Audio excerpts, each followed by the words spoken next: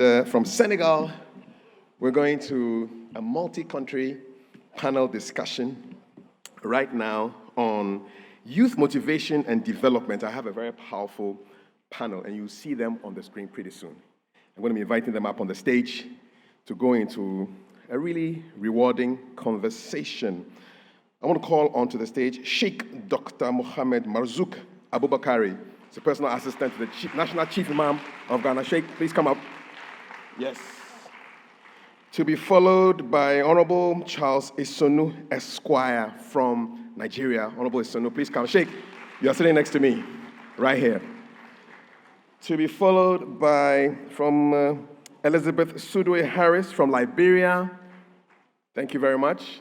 Honorable Isonu, please sit next to Sheikh. Elizabeth will sit next to Honorable Isonu. And we've got Elder Samuel Anan Simmons from Ghana to sit next to Elizabeth. And last but not the least, we'll have James Kwesi Addison, also from Ghana. There you go. Now I'll join them.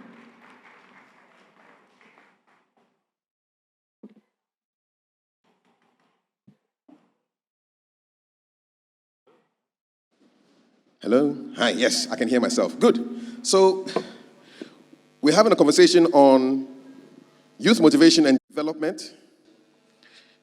And I'm going to start with everybody telling me in 1 minute what they have been doing with respect to motivation and developing the youth, knowing that there are lots of youth here listening to you.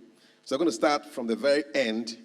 And I will have Mr. James Kwesi Addison kick us off. You are certified EQ coach and CEO of Addison International. What is an EQ coach? And then tell us how you are working in motivation and development for the youth in a minute. Thank you. Yes, it's on. EQ coach. Now, EQ coach simply means a coach that is certified to support people in dealing with their emotions and issues that comes with it. By the grace of God, I'm the Ghana's first internationally qualified emotional intelligence coach, and my training was facilitated in Canada by ClearPoint Leadership Strategy, now known as the EQ Development Group. I've done a couple of things. Briefly, I've been able to organize Emotional Intelligence Conference in Ghana since 2018. Mm-hmm. And last year in Central Region, for the first time, we took it outside the Central Region, and we had over 800 participants taking part in emotional intelligence. Okay, thank you very much. And EQ is emotional quotient. Yes. Yeah, it's a bit like IQ, but IQ. A bigger brother. Yeah. All right, okay. Elder Samuel, you are with the Ghana Area 70, the Church of Jesus Christ of Latter-day Saints. When you hear of this theme, youth motivation and development, how does it speak to you, and what have you been doing in your line of work with the youth? This is a very important discussion because it has everything to do with where we are going. We know where we have come from, but we're not quite sure where we're going. And so the young people are very important in understanding where we are going. And personally, I've been involved in the gathering places in the church where we have all of our young people, young single adults, youth, gather and learn very important skills that will help them for the future. Currently, I'm involved in organizing what we call For the Strength of Youth, where we bring all of our youth in a 3 or 4 day camp and conference where we teach them basic principles of life and help them learn very important life principles that would allow them to become very successful. But it's important that we understand what the youth need at this time as they prepare for the future. So this is a very important discussion that we need to have. Awesome, thank you very much. From Ghana, we are going to Liberia. And our sister Elizabeth is an administrator at the Institute of Statistics and Geoinformation Services. What kind of work are you doing with the youth as far as motivating and developing them is concerned? And what's the experience like in Liberia? I'm a social worker. I work in the rural areas in Liberia. I reach at the heart to get era and talk to the youth. What actually I really say to them to motivate them is about self-reliance. Most of them don't even know their value. They don't know themselves. So I talk to them and I encourage them, even if you don't go to school, if you don't have the educational level, but be able to do things with your hands, work practically, do things with your hand, learn other and work to do. Like as the video was displayed here, do soap making, I encourage them, actually. So, so give us your experience from Nigeria. You are the Honorable Commissioner of Youth Development, Abia, Nigeria. I mean, this is right up your street. What have you been doing? What kind of policies are you setting for the youth to motivate and develop them? Thank you very much.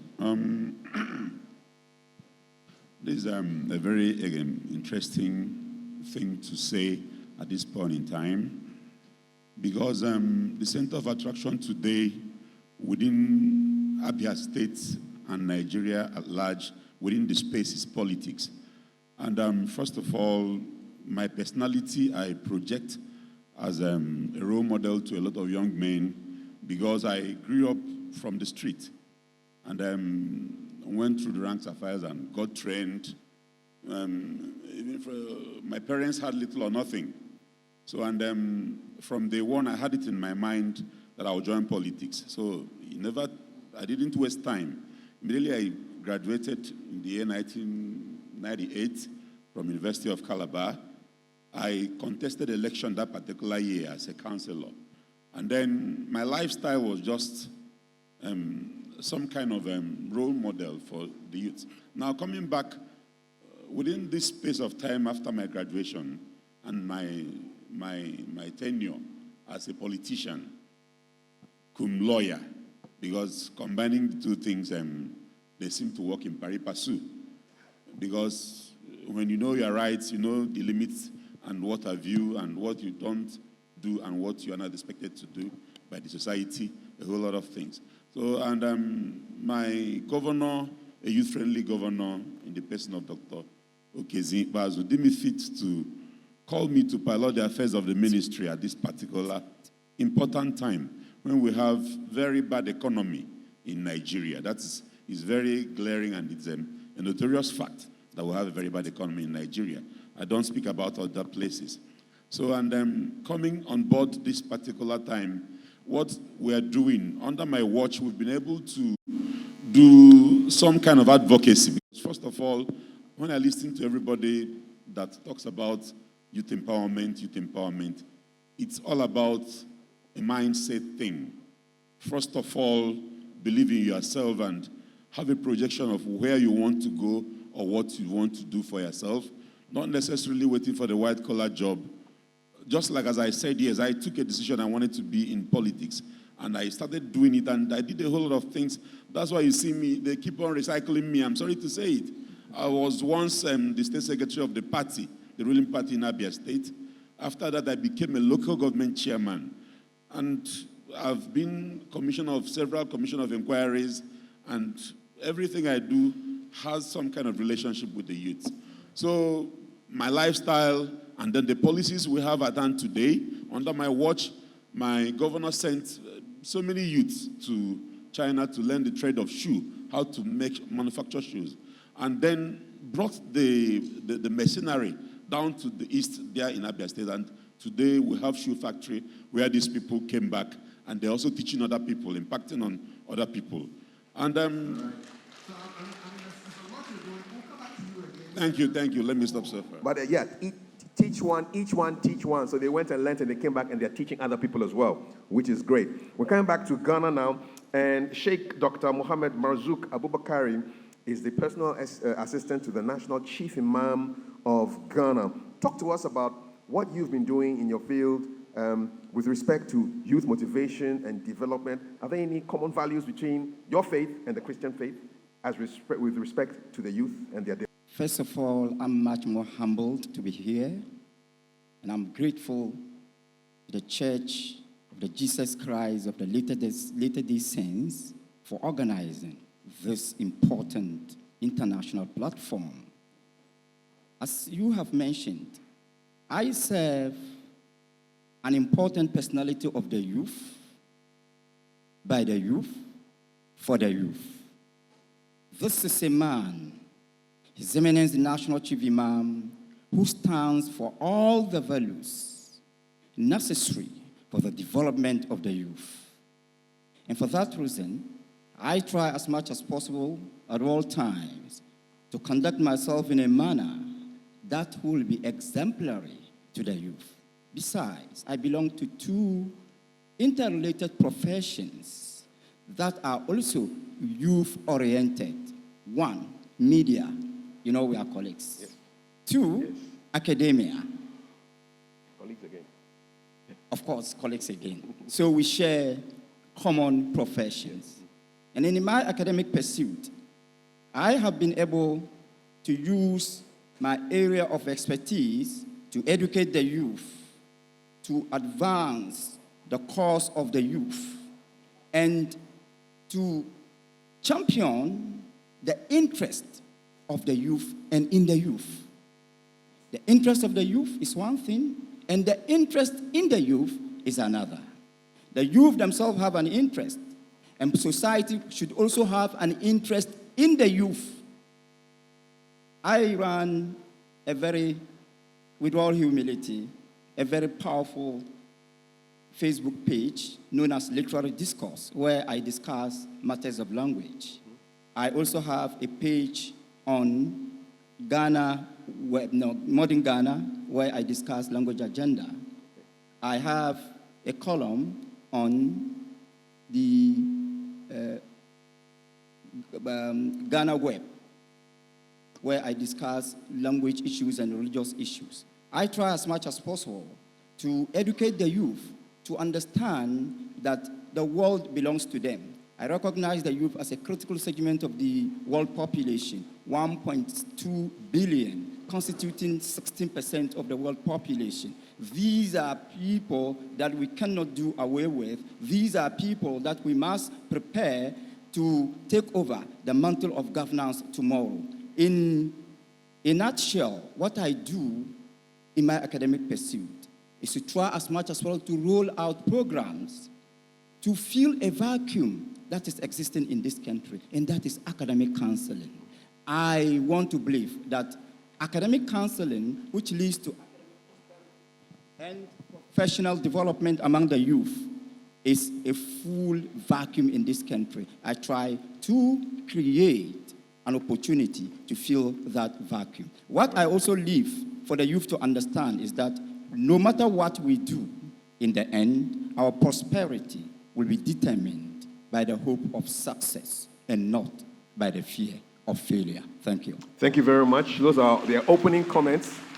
And I'm reminded of our theme, which is strengthening the rising generation. And if you are in the rising generation, let me hear you make some noise. Rising generation.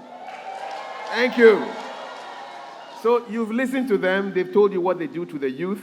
And of course, we have to link this to the family as well. So young people, let's talk about some challenges first and see whether we can get some solutions from them. What is the greatest challenge for the youth right now? Can one youth just get up and shout it to me, and I'll put it to them and see whether they can give us some answers? Any youth here, rising generation people, what's your biggest challenge right now? The fear of failure, 1. Okay. Stigmatization, 2. Let's deal with these 3.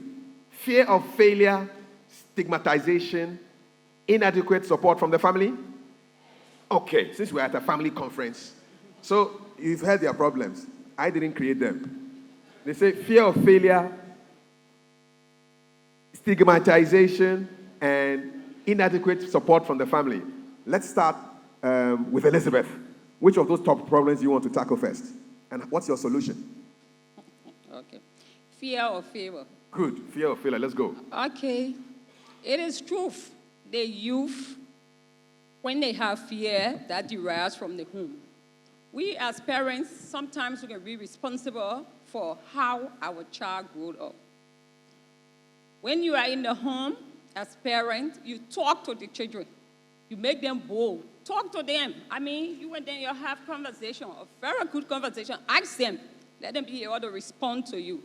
But having them far away from you, where you don't even interact with them, it makes them to be afraid. Okay? So talk to the children. Yes. Talk to the youth. Bring them closer, Bring them yes. closer to you. Yeah. Does that sound like something that will work when you go home? When you go home, tell your parents that you came to a conference and this is what they said you should do. Come close to me, daddy. But you must also go closer to daddy and mommy. All right? It's a two-way thing. Don't be afraid of daddy and mommy. Come talk to them, and they will also give you responses. All right, thank you. Now let's deal with stigmatization. Who wants to take stigmatization of any form, whether it's religious or it's I don't know, from where you come from, ethnic stigmatization, or maybe you have a disability. Who wants to deal with how to deal with stigmatization? Maybe Elder wants to try? Yeah. All right, Elder. Stigmatization. I think stigmatization also ties in with the fear of failure. And the basis is a lack of confidence in oneself. If growing up, you've been prevented from making your own choices, choices are always made for you, and you are expected to grow up in a certain mode, and when you fall short of that expectation, you are considered a failure, even in the home and wherever you might find yourself. It tends to create that impression on your mind, and so when you're amongst people, and sometimes they make comments, sometimes they may not even have directed it at you, but you already are judging yourself based on the challenges you've had in the past. But when a child is taught and raised up in an environment that creates confidence and trust, and is allowed to make all the mistakes and learn from them, then he doesn't need to depend on anybody to feel worthy. He needs to live right to feel worthy. And if he's worthy, he doesn't need anybody to tell them that because you're not a Ghana, or because you are not a Nigerian, or because you're not a Sierra Leonean, you are not, or you're of inferior quality. So the important thing, or the quality that needs to be created in every child, and in fact in every human being, is made to believe in themselves and love themselves for who they are. And when that foundation is laid, it doesn't need to take anybody to tell you whether you are of worth or not. And you can stand anywhere, wherever you might be. It doesn't matter what anybody does. You will be very firm and strong. Awesome. I think I like that. Be confident in yourself. Know who you are. I know one young lady who said her response when an older man came and said, "Oh, you're beautiful." So, well, I know. My daddy tells me all the time. She's confident. You can't confuse her. Daddy has told her already. She knows. You want to add something to that, or we'll talk about lack of family support? No, I wanted to add something to the please fear. add. Please Right? add. What I want to assure the student here is that fear is normal. Right? As humans, we are likely to be afraid of what is ahead of us, which is unknown. But I want to assure you that there's nothing like a failure of fear, but a feedback. You will never get to do anything if you are afraid of doing anything. So the most important is that you must have that confidence, as our brother said, in you. But this confidence, as parents here, we should have the ability to build the confidence in these children.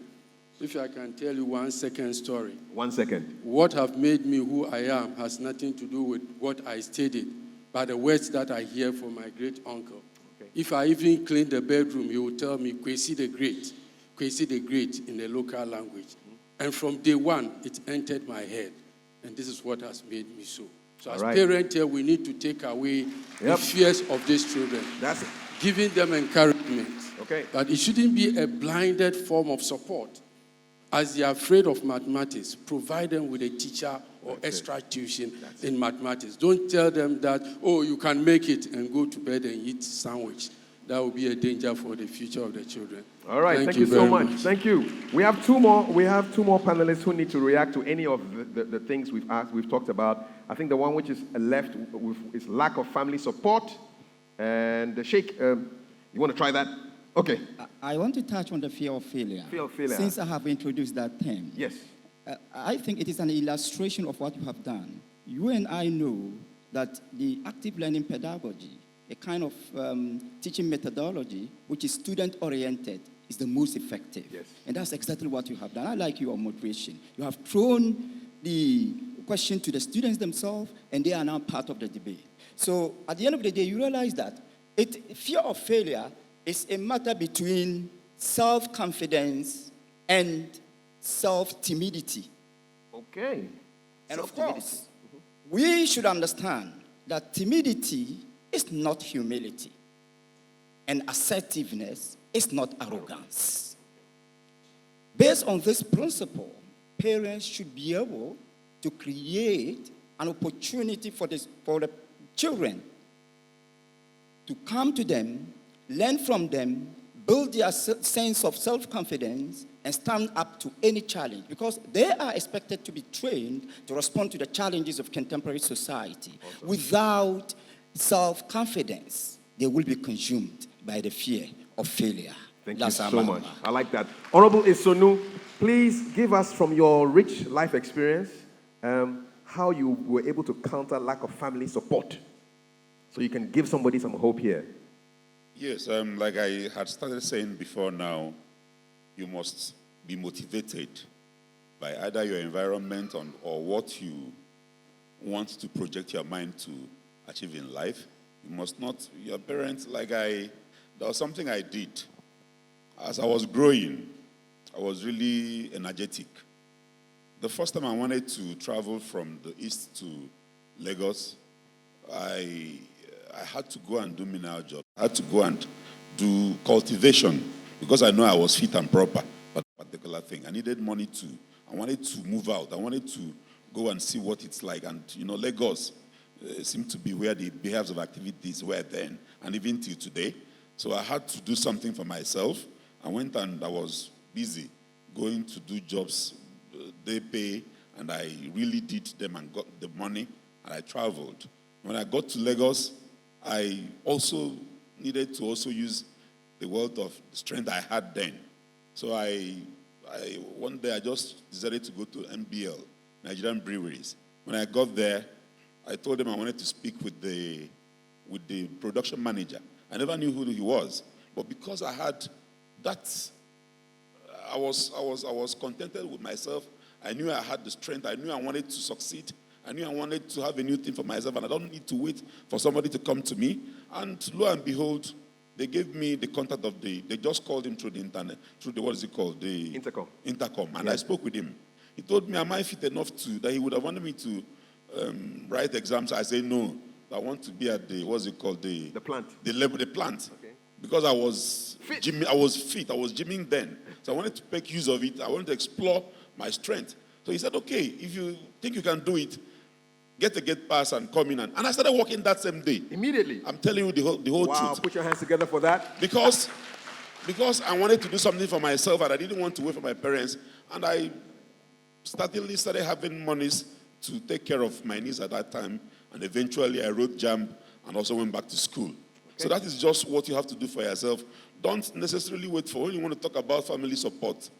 There are limits to it. And sometimes parents are quite protective of their kid ones. They might not want you to, not as if you would disobey them. Yes. But find a way. Like my uncles lived in Lagos then. So all I needed to do was to tell them, Mommy and Daddy, I want to go and visit my uncles. But if I knew I had something in my mind, I wanted something else in my mind, I wanted to start doing something for myself. I hope you visited your uncles in the end, though. Very well. Thank you very much. All right. We're going to wrap this up with something that you can take home, young people, and all of us as well, because whatever is inspiring the young people is also inspiring the middle-aged and the elderly. So we'll benefit with what is going to be said. So I want to go around the panel, and I need you to give the rising generation, your secret for motivating yourself to develop yourself one by one. What is the biggest secret that you know that you want to share with everybody right now? And with those who are on Facebook, there are so many of them, 280 people following us on Facebook. There's 703 people on YouTube. Let's just make some noise for them to know that we're also feeling them. All right. So your secret for motivating yourself to develop yourself as a youth. What's your secret? I'll start with Mr. James Kwesi Addison. Yes, thank you very 30 much. seconds. Good. Now, my greatest secret is a self-confidence I have. Okay. Right, yeah. Most of the time, you have a challenge when you are venturing into new things. And you are made to believe that if you've not heard anybody doing it, that means you may probably fail. All right. That fear is normal. When I started my project, I never thought I would have been the first to organize emotional intelligence. But you were. In Ghana. That's it. And I did it at a time that I did not even have 100 cedis in my pocket. Well done. I could tell you, whilst I was on stage and feeding the people were sending me money to do that. So self-confidence. That is a self-confidence. I hope you're writing these things down. Ability to do All this right? is very, Number very one, that's his secret is important. self-confidence. Elder Samuel, what's the secret to motivating yourself as a young person? One thing I always tell myself is I can't control what people say. I can't control what people think. I can't control what people do. The only thing I can control is my own reaction. Okay.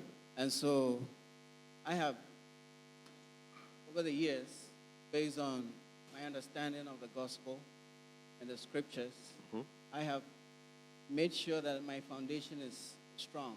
Strong foundation. And because of that, I do what I know to be true and right.